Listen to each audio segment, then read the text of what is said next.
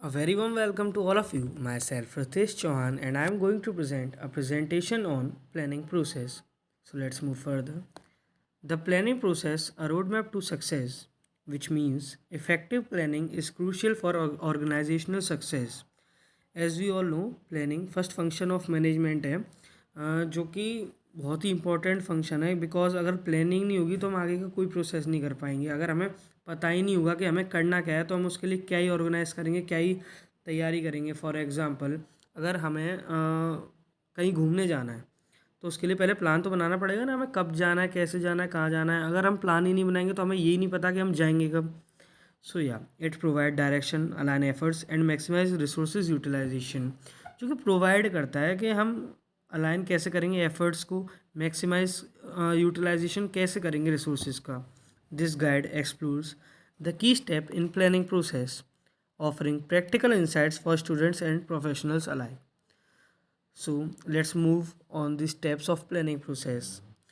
So the first step of planning process is setting up of objectives. First, specific goals. Second, measurable outcomes. Third, achievable targets. So, specific goals. Objectives should be clear and unambiguous, which means clear. They provide a concentrate target for the organization to aim for. Measurable outcomes incorporate quantifiable metrics. This allows for tracking progress and evaluating successful objective. This helps to track process like and success, मतलब हम कैसे track कर सकते हैं process को, success को, हम कहाँ पर हैं। Third, achievable targets ensure objectives are realistic given available resources. This maintains motivation and prevent burnout, which means ये इंश्योर करता है कि जो ऑब्जेक्टिव्स हमने लिए हैं वो रियलिस्टिक है कि नहीं, मतलब उन्हें हम रियल में अचीवेबल, मतलब अचीव कर भी सकते हैं या। फॉर एग्ज़ाम्पल, मेरी कोई कंपनी है एंड मैंने वहाँ स्टैंडर्ड सेट किए कि मुझे दिन में 50 यूनिट्स का प्रोडक्शन चाहिए, एंड जो मेरे प्लांट्स एंड मशीनरी हैं वो सिर्फ सपोर्ट करती है दिन में 25 यूनिट्स का प्रोडक्शन। अब जब मेरे पास इतने रिसोर्सेज ही नहीं है कि वो दिन में 50 यूनिट्स का प्रोडक्शन कर सकें, तो मैंने स्टैंडर्ड्स कैसे सेट कर दिए, मतलब वो तो कभी अचीव ही नहीं हो सकता ना। मेरे पास इतने रिसोर्सेज ही नहीं है कि मैं उस अपने जो प्लान है, स्टैंडर्ड है, मैं उसको अचीव कर सकूँ। तो जो टारगेट्स हैं वो मतलब अचीवेबल होनी चाहिए, उसके लिए इतना अवेलेबल रिसोर्सेज होना चाहिए। सो the next step is developing premises and identifying alternatives. First, premises development, and second is alternative identification. In premises development, research market trends and economic condition, like research करना market के trends के बारे में, economic की condition के बारे में कि इकोनॉमी में क्या है, पैसा है या नहीं है, इन्फ्लेशन है या नहीं है। Analyse competitors strategies and technological advancement, हमारे जो कॉम्पिटिटर्स हैं वो क्या क्या स्ट्रेटजीज लगा रहे हैं, उनका प्लानिंग क्या है, वो कैसे कर रहे हैं मैनेज, और उनका जो टेक्नोलॉजिकल एडवांसमेंट है वो क्या है, क्या क्या टेक्नोलॉजीज यूज़ कर रहे हैं, हम इतना अपडेटेड हैं भी या नहीं। ये make informed assumptions about the future business landscape. Second, alternative identification. Brainstorm multiple approaches to achieve objectives, consider innovation solution and unconventional strategies, encourages diverse perspective from team members.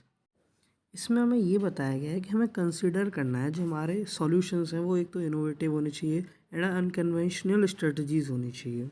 Encourage diverse perspective from team members, हमें जो हमारे team members हैं उनको encourage करना चाहिए, like हमें उनकी राय लेनी चाहिए, हमें क्या करना चाहिए या नहीं, हमें उनको एक तरीके से इन्वॉल्व करना चाहिए। So next is the third step of planning process, evaluating and selecting alternatives. Like अब हमने कई सारे जो हमारे थॉट्स थे वो हमने लिए, हमने कई सारे ऑल्टरनेटिव्स लिए, अब उनमें से हमें इवेल्युएट करना, लाइक मुझे कौन सा इसमें से करना चाहिए। मेरे पास कई सारे ऑप्शंस हैं तो उसमें मुझे सारी स्ट्रेटजीज लगानी, like feasibility, cost, time, risk, इसमें कितना क्या है, उस हिसाब से मुझे इन सबको इवेल्युएट करने के बाद मुझे एक प्लान सेलेक्ट करना चाहिए कि लाइक मैं इस पर काम करूँगा जिसमें मेरे को रिस्क भी कम हो, टाइम भी ज़्यादा ना हो, कॉस्ट भी मेरे को मीडियम या लो रहे, मतलब जैसा मेरे पास रिसोर्सेज हैं, लाइक ये सब। So the next step is implementing the chosen plan, जिसमें कि फर्स्ट है resources allocation, assign budget, personnel and tool to specific task, मतलब किसी भी एक टास्क को हमें कितना बजट देना है, क्या क्या पर्सनल्स रहेंगे, टूल्स क्या क्या रहेंगे, ये सब करना। Ensure resources and distributed efficiently across project faces, मतलब प्रोजेक्ट के जो जो अलग फेसेस हैं उसमें रिसोर्स हैं जो एफिशिएंटली डिस्ट्रीब्यूट हुए हो, मतलब जिसको जितना चाहिए उतना चाहिए हो, मतलब इफेक्टिव यूटिलाइजेशन किया हो रिसोर्सेज का, वेस्ट ना किए गए हो। Second, task assignment, delegate responsibilities to team members, clearly communicate expectations and deadlines for each task. जो रिस्पॉन्सिबिलिटीज़ हैं उनको डेलीगेट कर दो, मतलब नीचे ट्रांसफ़र कर दो अपने टीम मेंबर्स को, उनको रिस्पॉन्सिबिलिटीज़ दो, उन्हें अकाउंटेबिलिटी दो, मतलब उनको क्या क्या करना है क्या नहीं करना है एकदम क्लियर उनको बता के चलना है हमें, क्लियर कम्युनिकेशन रखनी है एकदम फुल ट्रांसपेरेंसी के साथ, जिस मतलब जो हमारी एक्सपेक्टेशंस हैं डेडलाइंस है उनको एक एक चीज़ बतानी है जिससे कि हमारा जो आगे ऑर्गेनाइजेशन है वो प्रॉफिट करे।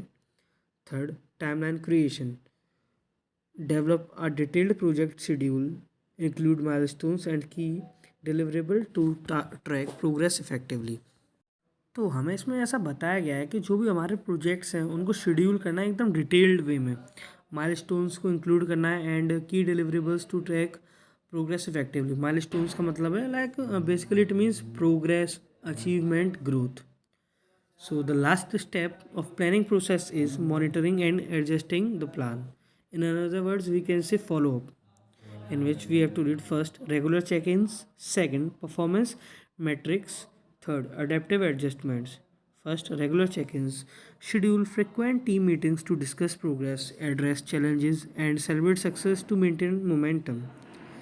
फ्रिक्वेंट मीटिंग्स हमको करनी है, शेड्यूल लाइक मीटिंग्स होनी चाहिए, बराबर डिस्कस करना चाहिए एकदम प्रोग्रेस को, मतलब कैसा क्या चल रहा है, प्रोडक्शन जो वो टाइम पर हो रहा है या नहीं हो रहा, सेल्स हमारी हो रही है टाइम पर या नहीं हो रही, चैलेंजेस जो हैं उनको देखना चाहिए, अगर सक्सेस हो तो उसको सेलिब्रेट भी करना चाहिए, इफ़ डेविएशंस हैं तो उसमें हमें उसका जो वो है कोर उसको निकालना चाहिए, क्या वजह है क्या नहीं है, फिर उसको एडिट करना चाहिए।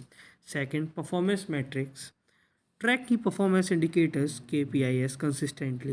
Use data-driven insights to gauge plan effectiveness and efficiency. इसमें जो हमारे की परफॉर्मेंस इंडिकेटर्स हैं उनको बराबर ट्रैक करना चाहिए कंसिस्टेंटली कि क्या चल रहा है कैसा नहीं। Use data driven insight to gauge plan effectiveness and efficiently. Gauge means instrument to measure amount of something. So third, adaptive adjustments. Be prepared to modify the plan as needed. हमारे जो plans हैं उनको एकदम मतलब rigid नहीं रखना चाहिए, flexible होने चाहिए, ताकि अगर किसी टाइम पे हमें डेविएशन पता पड़ रही है तो हम उसे थोड़ा बहुत मतलब चेंज कर सकें।